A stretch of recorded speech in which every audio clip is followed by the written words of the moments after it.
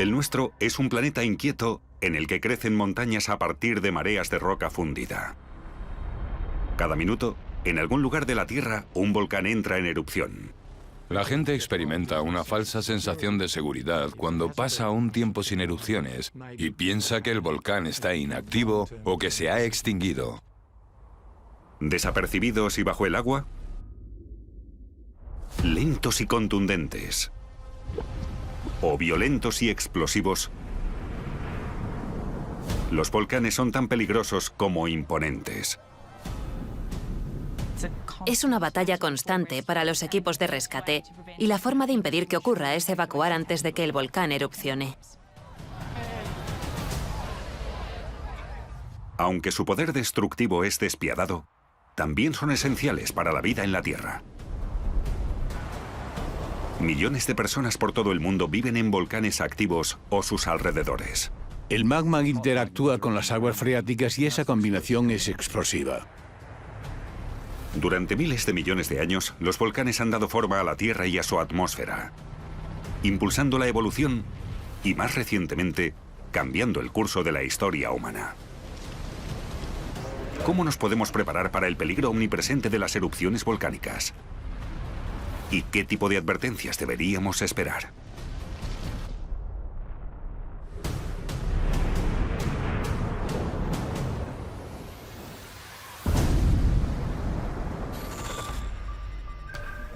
En todo el planeta, la humanidad se expone a la catástrofe. El desastre acecha bajo la superficie de la Tierra. Golpea desde el cielo o nos engulle desde el mar. Pero no estamos simplemente a merced de nuestro planeta. En nuestros intentos por industrializarnos, conectarnos globalmente y llegar a las estrellas, se han perdido vidas. Los desastres revelan lo mejor y lo peor de la humanidad, a medida que las tragedias se van sucediendo. ¿Cómo ocurren estos desastres? ¿Y qué lecciones podemos aprender cuando la catástrofe vuelve a azotarnos? Código Rojo.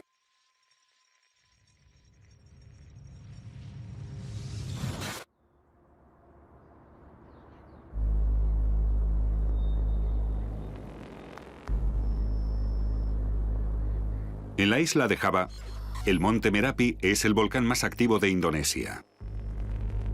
Con más de 3 kilómetros de altitud, a menudo se ve humo saliendo de su cima. Merapi se eleva sobre la creciente ciudad de Yogyakarta y sus 400.000 habitantes. Está en uno de los países más densamente poblados de la Tierra, así que millones de personas viven en las proximidades del monte Merapi. Así que aunque habláramos de una pequeña erupción, el impacto podría ser generalizado. 25 de octubre de 2010, Yogyakarta. Pero esta no fue una pequeña erupción. A finales de octubre de 2010, el Merapi empezó a temblar y se produjeron avalanchas. Los vulcanólogos que medían la actividad sísmica detectaron hasta 500 terremotos volcánicos en un solo fin de semana. Sus instrumentos indicaron que roca fundida o magma había ascendido hasta 1 kilómetro bajo la superficie. En este estado de alerta, la gente, sobre todo la que vive cerca de los ríos que nacen en el volcán, tiene que estar a la espera, porque el volcán podría entrar en erupción en cualquier momento. Con muchos volcanes recibimos esas señales, pero se quedan en prácticamente nada. En el caso del Merapi, empezamos a ver una convergencia de factores que hizo que estuviéramos seguros de que algo iba a pasar.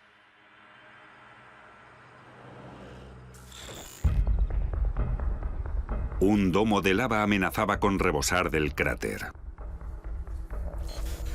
Los domos de lava están formados por magma que es demasiado denso para fluir, así que sube a la superficie y se amontona alrededor de la chimenea. Este domo casi cuadruplicaba su tamaño cada día. Este domo de lava iba creciendo, y ese es uno de los peligros independientes a una erupción activa. Un domo es un gran montículo de roca que puede crecer gradualmente. Y aunque no crezca, es inestable porque debido a su topografía, puede que se suelte y se derrumbe. Cuando un domo de lava se derrumba, suele formar lo que llamamos un flujo piroclástico, que es uno de los mayores peligros volcánicos del planeta.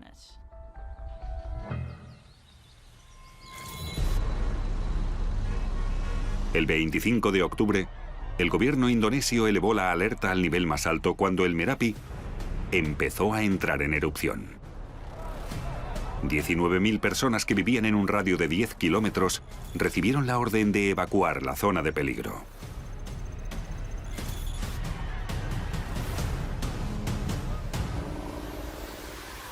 El monte Merapi es uno de los volcanes más vigilados de Indonesia y cuenta con un equipo dedicado a él 24 horas. Al día siguiente, el Merapi explotó. Lo cual no era tan sorprendente. Cada 2 o 3 años se producen pequeñas erupciones y más grandes aproximadamente cada 15 años. Lo inusual fue cómo entró en erupción. La erupción de 2010 fue diferente porque el magma parecía contener más gases volcánicos. Esto produjo una explosión considerable que provocó un estallido lateral de fragmentos de roca y cenizas volcánicas que se precipitaron volcán abajo como flujos piroclásticos.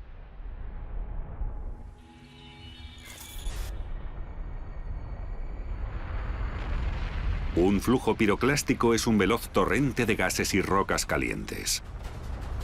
Puede alcanzar velocidades de hasta 700 kilómetros por hora y temperaturas superiores a los 1000 grados centígrados.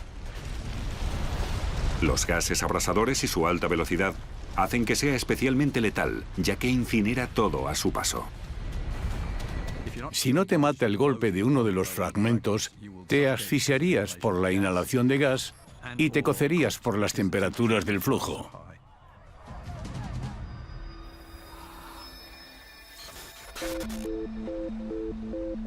Para explicar por qué el Merapi es tan explosivo, hay que comprender qué ocurre en las profundidades bajo la superficie de la Tierra, en la sala de máquinas de volcanes y terremotos. La corteza terrestre está formada por varias piezas llamadas placas tectónicas que siempre están en movimiento. Por eso los continentes se han movido y han cambiado durante las eras geológicas.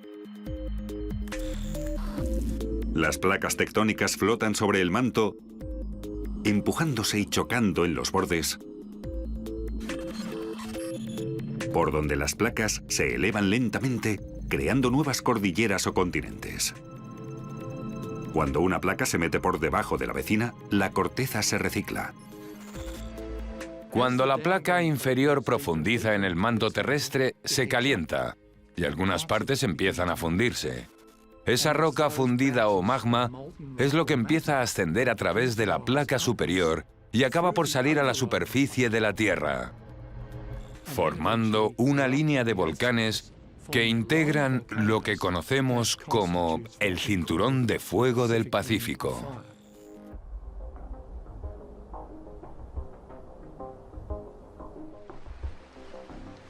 Si trazamos el borde del Océano Pacífico, descubriremos que está rodeado por una serie casi continua de fallas geológicas de 40.000 kilómetros de largo. Abarca la circunferencia completa del Océano Pacífico y contiene casi el 80% de los volcanes activos y durmientes de la Tierra. Hay 129 volcanes activos solo en Indonesia. Y el Merapi es uno de ellos. ¿Pero qué hace que sea tan explosivo? Normalmente, en los límites de las placas convergentes, se pueden generar magmas que son muy densos y que pueden contener mucho gas. Y ese gas proporciona energía que puede provocar erupciones volcánicas muy explosivas. Tanto gas disuelto en el magma del cinturón de fuego porque se recicla agua marina y otros compuestos que pueden ser volátiles. Hay una gran diferencia de volumen entre el agua disuelta y el agua como gas, y cuando ese gas se expande, provoca erupciones explosivas. Excepto 3, las erupciones más grandes del mundo en los últimos 12.000 años fueron de volcanes del Cinturón de Fuego. El Merapi es uno de ellos y aún no ha terminado. Además, no está solo.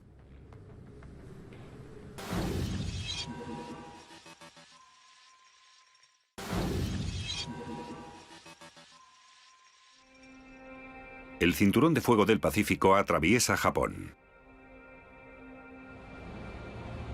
Como Indonesia, Japón tiene una alta densidad demográfica. Más de 100 millones de personas viven con más de 100 volcanes activos. De hecho, el paisaje de Japón es un archipiélago de estratovolcanes.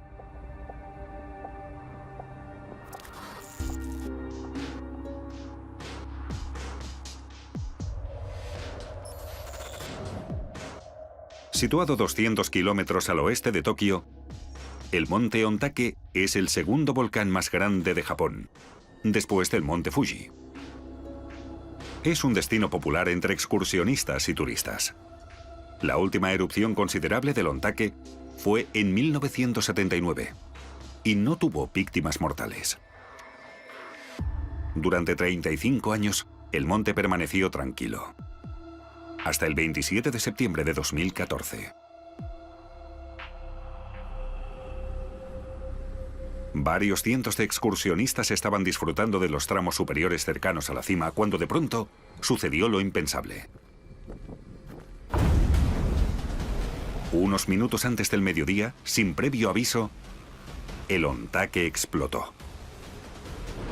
Un estruendo desgarró la tranquilidad que se respiraba cuando una ladera de la montaña se rasgó, escupiendo cenizas calientes y gases tóxicos. Durante un rato oí varios truenos y al poco los excursionistas empezaron a descender. Estaban blancos, cubiertos de ceniza y pensé que debía ser muy grave.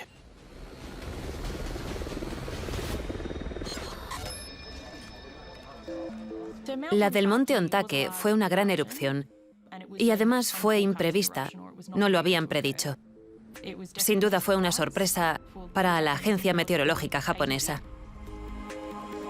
La erupción de Ontake no estaba prevista porque no se produjo la actividad sísmica habitual antes de una erupción causada por el magma que se acumula contra la corteza terrestre.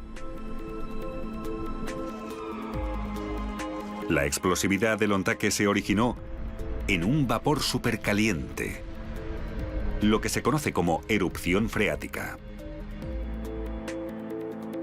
Una erupción causada por el vapor se produce cuando el magma que sube a la superficie interactúa con una masa de agua, que podría ser subterránea o estar en la superficie. El agua se calienta y se convierte en vapor bajo presión. Si esa presión se acumula, se pueden crear fracturas en la superficie de la Tierra y esa presión se libera en una oleada explosiva ascendente de vapor de agua caliente y en el proceso, fragmentos de roca se desprenden debido a las nuevas fracturas y también son expulsados con el vapor.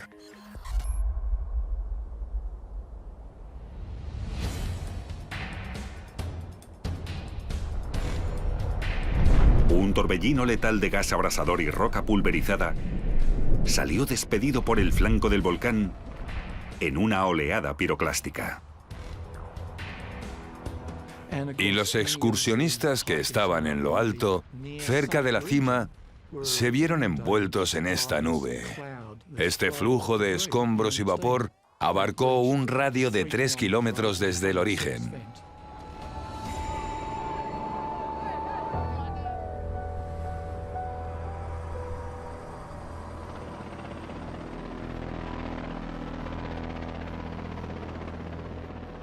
Al día siguiente de la explosión, más de 200 servicios de emergencias participaron en los trabajos de rescate. Pero la actividad continuada del Ontake impidió que se llevaran a cabo. Por desgracia, hemos tenido que suspender el rescate debido a la actividad volcánica. Es muy desafortunado y muy frustrante. Estamos bien preparados, pero no podemos hacer nada contra el poder de la naturaleza. Y al final me siento obligado a afrontar que esa es la realidad. Un mes después de la erupción inicial, el número de muertos oficial era de 63.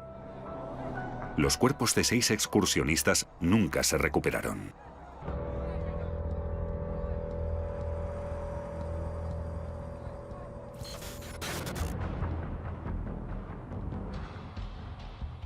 El peligro de estas erupciones explosivas es obvio.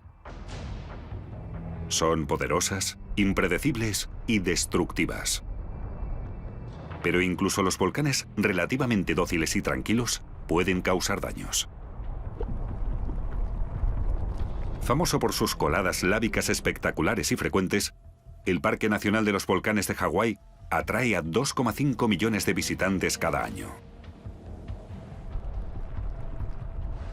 Su atracción más popular es el Kilauea, el volcán activo que más tiempo lleva en erupción continua de la historia. La erupción lleva 35 años desde 1983. Es un volcán relativamente cómodo para visitar porque gran parte de la actividad es relativamente lenta. Hay sitios por donde fluye lava que no están dominados por una actividad explosiva. Pero esta erupción relativamente cómoda solo lo es en relación con otros volcanes.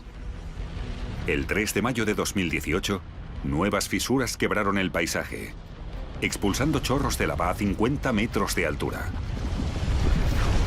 Emitió gas corrosivo y lanzó bombas lávicas.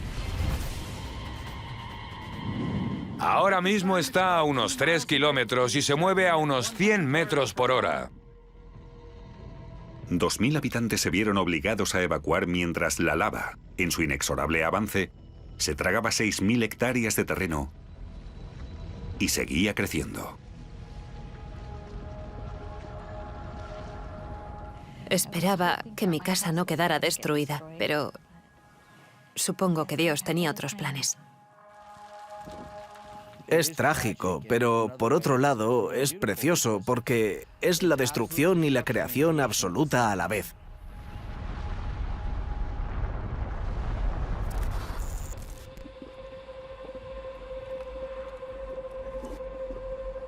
Que la lava fluya de forma constante sobre el suelo como una erupción efusiva o que salga disparada en una explosiva se debe a de qué está hecha la lava, cuánto gas está disuelto en ella y a su viscosidad.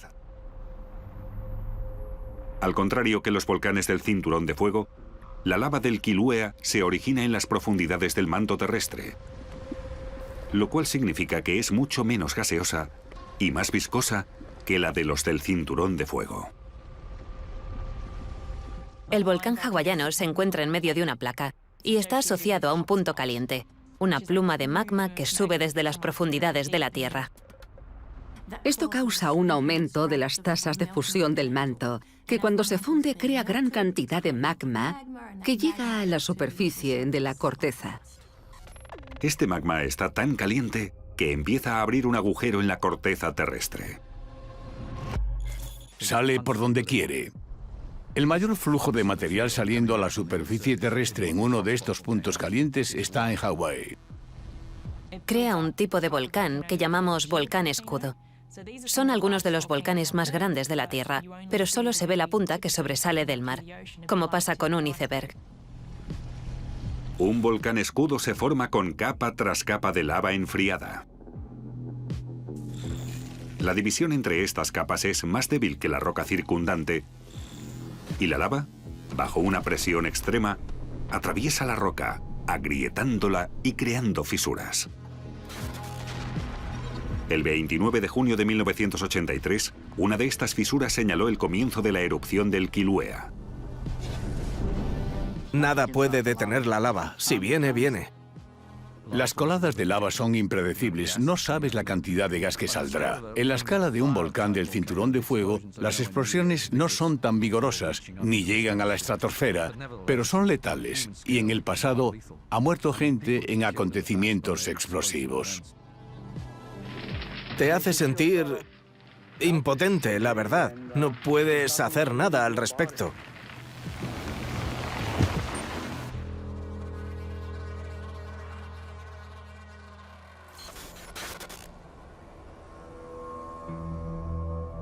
Las suaves pendientes que caracterizan a los volcanes escudo contrastan con la icónica forma del estratovolcán, que suele ser el tipo más destructivo. Un estratovolcán es básicamente el típico volcán que todo el mundo visualiza al pensar en un volcán. Es el que tiene forma cónica, formado por muchas capas de lava o fragmentos de roca pulverizada. Con la roca, la ceniza y la lava expulsada en cada erupción, los estratovolcanes aumentan de tamaño. Esta enorme tarta de capas de lava endurecida y ceniza volcánica puede hacer que las erupciones de los estratovolcanes sean especialmente destructivas. Por eso el radio de evacuación es tan importante para los volcanes. Tenemos muchas pruebas que indican que si un volcán ha visto ese tipo de actividad en el pasado, tiene el potencial para repetirla en el futuro.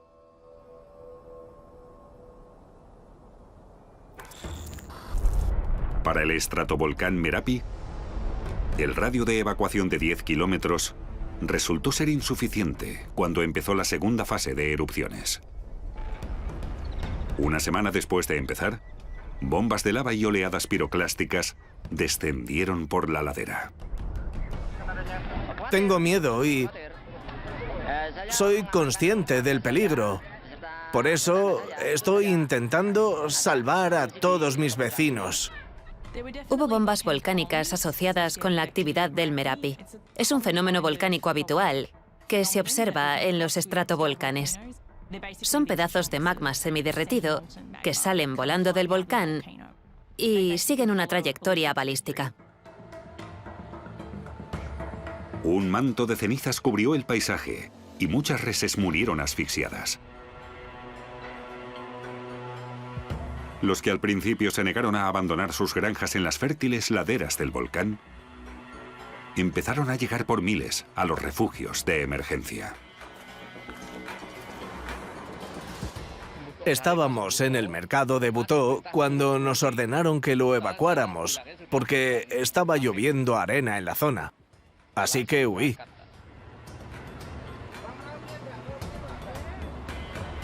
Hay que recordar que la ceniza volcánica no es como la de una barbacoa.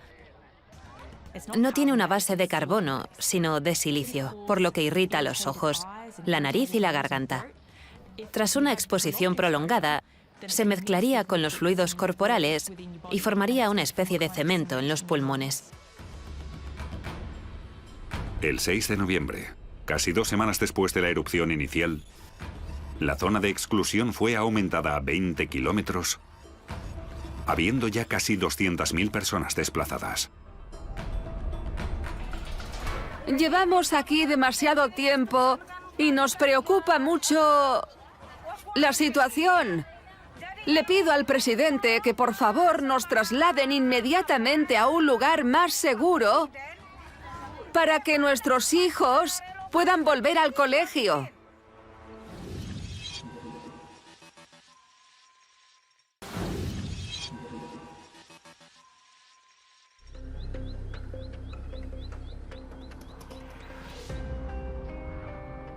En las cercanías de un volcán en erupción, hay bastantes riesgos letales por los que preocuparse.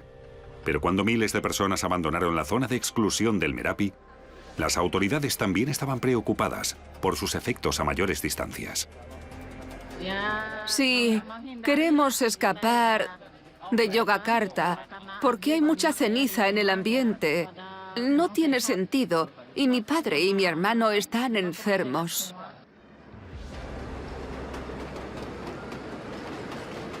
Las rutas de vuelo son muy densas y, especialmente por el Pacífico Asiático, cada vez hay más posibilidades de que la ceniza volcánica impacte con un avión en pleno vuelo.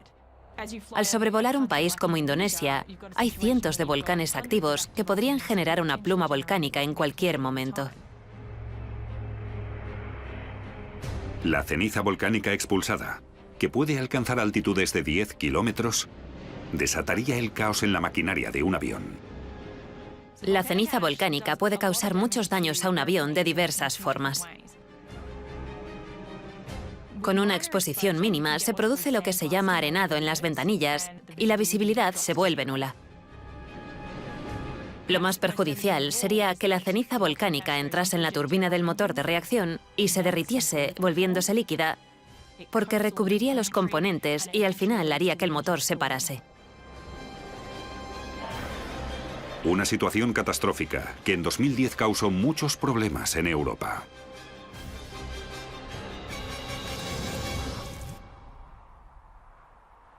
...14 de abril de 2010... Eyjafjallajökull. En Islandia conocen bien la actividad volcánica. Su interior montañoso está salpicado de coladas de lava, chimeneas activas y cráteres humeantes. Esta actividad geológica atrae a miles de turistas cada año a la isla del hielo y el fuego. Islandia tiene muchos volcanes y como hay erupciones explosivas casi cada década, se les da muy bien monitorizar volcanes y comprender sus señales de advertencia.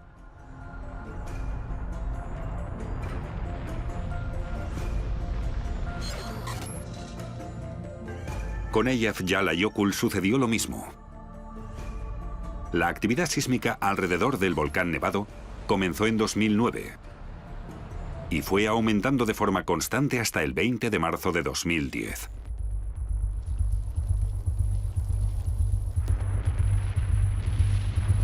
La primera fase de la erupción fue muy benigna. Eran fuentes de lava de bajo nivel que provocaron riesgos locales, especialmente para los turistas que habían ido a visitar ellos solos el volcán. Cuando me enteré de la erupción del volcán, decidí que quería venir. Así que reservé un fin de semana, vine a ver el volcán y ha sido increíble. Aún me pican los ojos por la ceniza volcánica, pero ha estado muy bien. El 13 de abril, un enjambre sísmico señaló el inicio de la segunda fase de erupciones del Eyjafjallajökull. La presencia de un glaciar encima de un volcán activo crea unas condiciones en las que se puede dar una actividad mucho más explosiva. El magma calienta el hielo, que se derrite, el agua enfría el magma y el resultado es una erupción muy explosiva.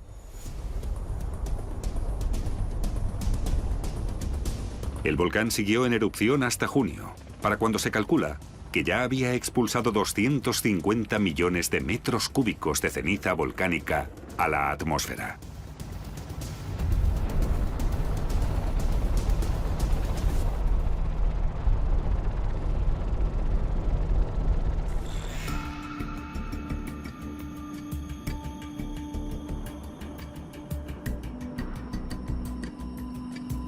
Durante la erupción del Eyjafjallajökull en 2010, los vientos fueron inusuales y llevaron la ceniza desde Islandia al espacio aéreo europeo e incluso hasta África.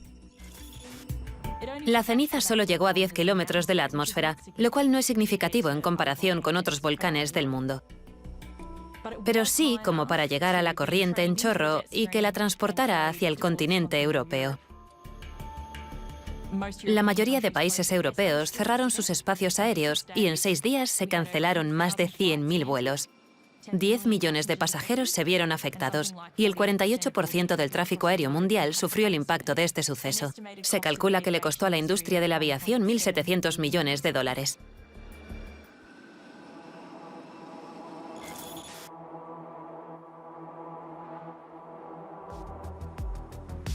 La erupción del Eyjafjallajökull estimuló la investigación de métodos de mitigación.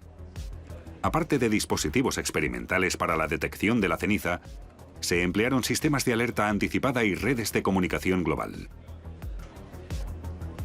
Hay una red de 9 centros de asesoramiento sobre ceniza volcánica que colaboran por todo el mundo para advertir a los aviones cuando se espera que haya una actividad volcánica o cuando se produce. Usan imágenes por satélite y observaciones desde la superficie. Normalmente podemos avisar con varios minutos a un avión que ya haya despegado, Y cuando se produce la erupción inicial y los aviones ya se han desviado o han aterrizado, el riesgo asociado disminuye considerablemente. 3 de noviembre de 2010, Yogyakarta. Cuando el Merapi llevaba 4 semanas en erupción, el caos seguía reinando en los aeropuertos de Java.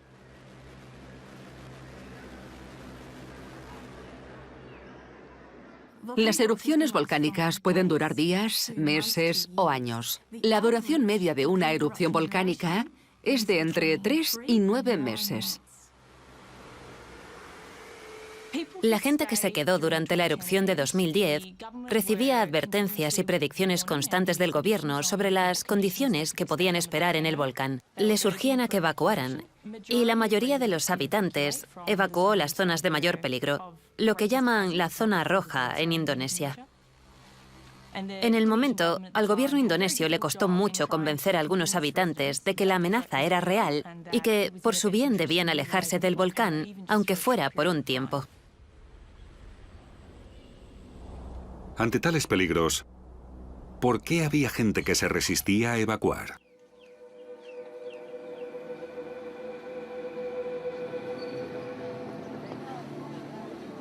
Para muchos, el peligro de abandonar sus tierras ancestrales podría ser incluso mayor que la amenaza que representaba el Merapi. Si hablamos de riesgos, vivir en la ladera de un volcán no es la mejor decisión. Pero la mayoría de gente que vive en estos sitios no tiene otra opción. Son los únicos sitios en los que se pueden permitir comprar tierras o simplemente las ocupan. Esas parcelas que normalmente usan para la ganadería y la agricultura son sus únicas posesiones en la vida. Y por ese motivo, a menudo se muestran reticentes a abandonarlas. Por todo el mundo, cientos de millones de personas asumen un riesgo potencialmente devastador al vivir en volcanes activos o cerca de ellos. El motivo por el que tantos pueden sobrevivir allí, irónicamente, se debe a los propios volcanes. Toda la superficie está formada por materiales volcánicos. Ese material se desgasta y degrada muy rápidamente y empieza a formar suelo muy fértil. Las partículas de ceniza liberan todos sus elementos y esas partículas están disponibles para que las plantas las extraigan como nutrientes y generen su crecimiento. Al valorar los riesgos, familias y comunidades deben decidir si vivir a la sombra de un volcán volátil merece arriesgar la vida.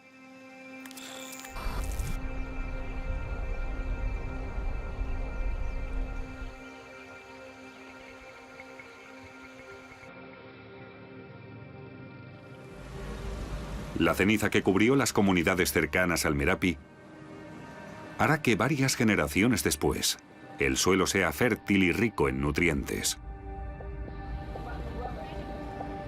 Pero en los días siguientes, la zona quedó ahogada bajo su peso. Las fábricas y las escuelas tuvieron que cerrar y se perdieron cultivos por valor de varios millones de dólares. ¿Qué puedo decir? Las naranjas se han echado a perder. Ya no puedo recogerlas para irlas a vender a Yakarta. Ya no valen nada.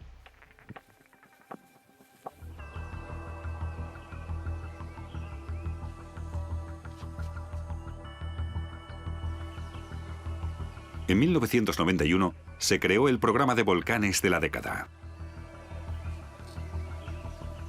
En un principio fue diseñado para examinar cómo podrían estudiarse mejor los riesgos que presentan algunos volcanes para los centros de población y cómo se podrían mitigar esos posibles peligros en caso de nuevas erupciones. Nuestro informe diario siempre incluye el tiempo que hace, las condiciones de humo en el cráter, los terremotos, el viento, las temperaturas y también la deformación del cráter en el momento. La idea era reunir a expertos científicos y de protección civil para que compartieran su conocimiento y planearan de forma anticipada la gestión del siguiente desastre natural.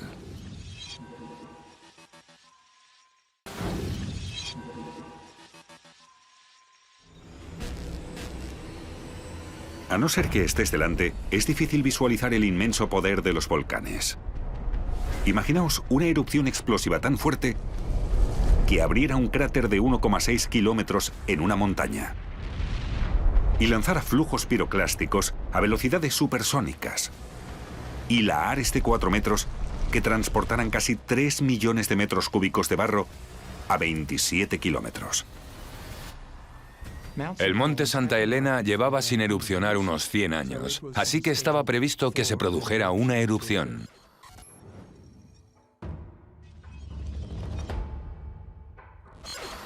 La erupción del monte Santa Elena en 1980 ha sido el evento volcánico más letal y destructivo económicamente en la historia de los Estados Unidos. El monte Santa Elena fue fascinante porque entró en erupción de una forma nunca vista.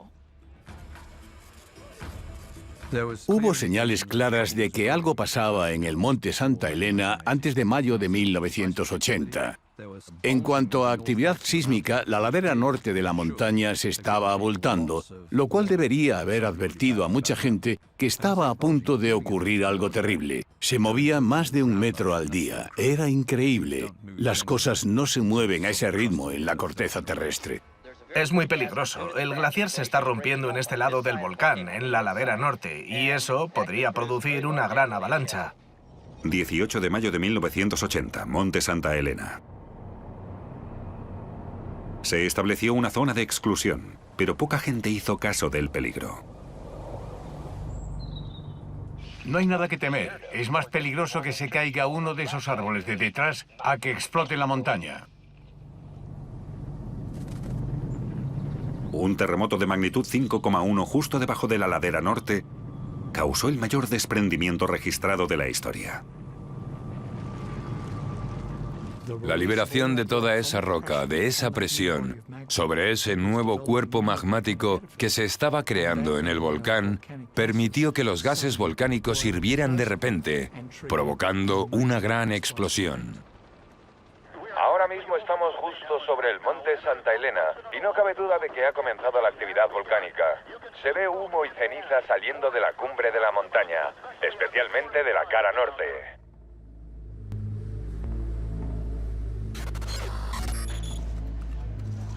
Todas las erupciones se comparan usando el índice de explosividad volcánica. El IEV es una escala para volcanes que se basa en cuánto material se expulsa, a qué altura y cuánto dura la erupción. Es una escala del 0 al 8, siendo 0 una erupción no explosiva y el 8 responsable de algunos de los eventos más colosales que hemos visto en el planeta. Cada intervalo entre el 2 y el 8 es logarítmico, lo cual significa que es 10 veces peor que el intervalo anterior. El IEV del Kilauea es 0, muy suave.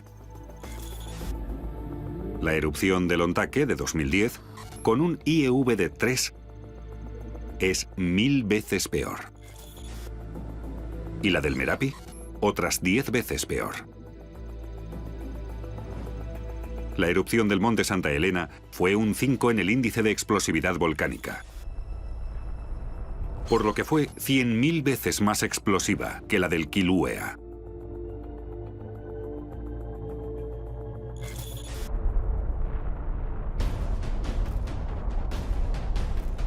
No uno, sino varios flujos piroclásticos recorrieron enormes distancias a velocidades casi supersónicas.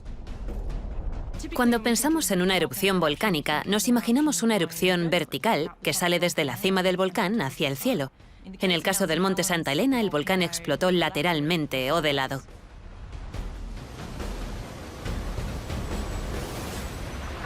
¡Fuera del puente!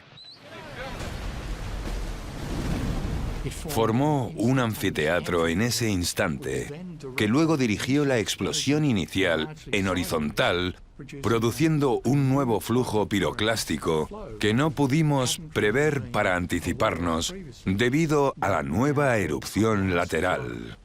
Recorrió unos 40 kilómetros desde el volcán. Arrasó con todos los abetos de Douglas que estaban en las cercanías y más allá de esa zona. Los troncos de los árboles quedaron tirados en la dirección de la erupción. También dejó una gran zona con vegetación quemada o chamuscada más allá, lo que indica que la temperatura alcanzó por lo menos los 300 grados centígrados.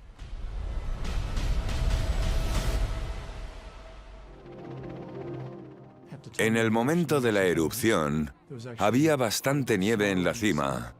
Y antes de la erupción de 1980, había varios pequeños glaciares estivales. La erupción movilizó la mayoría de esa nieve y también destrozó los glaciares de la cumbre.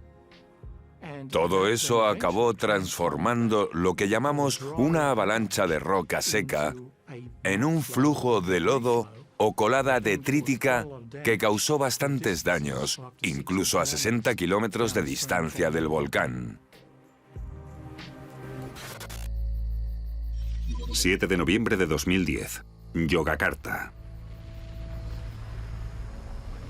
El coste humano de la erupción del Merapi de 2010 fue enorme. 353 personas murieron. Cientos resultaron heridas y miles tuvieron problemas de salud causados por la ceniza.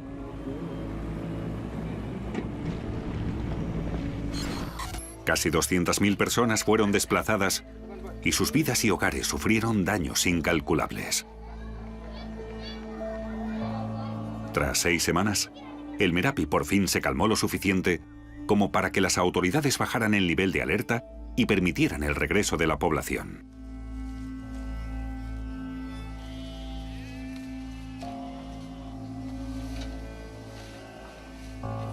Pero el Merapi no tiene un sueño profundo, y solo es cuestión de tiempo que vuelva a despertar. La gente experimenta una falsa sensación de seguridad cuando pasa un tiempo sin erupciones y piensa que el volcán a lo mejor está inactivo o se ha extinguido. Pero la escala de la vida y experiencia humanas es mucho menor que la escala de la mayoría de volcanes. Para reducir los riesgos hay que aprender qué se puede esperar de los volcanes. Y a menudo lo hacemos por las malas. Se consigue estudiando cada erupción, en el presente y en el pasado.